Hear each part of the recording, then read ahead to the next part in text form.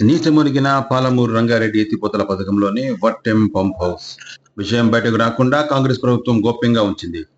అలుగుపారిన నాగర్ కర్నూలు మండలం తుడుకుర్తి, నాగనూలు, శ్రీపురం చెరువులు టన్నెల్ ద్వారా సర్జిపూల్ నుంచి పంప్ హౌస్ లకు చేరిన చెరువుల నీరు ఈ వాటరింగ్ పూర్తయితే గానీ నష్టం వివరాలు తెలిసే అవకాశం లేదని అధికారులు అంటున్నారు.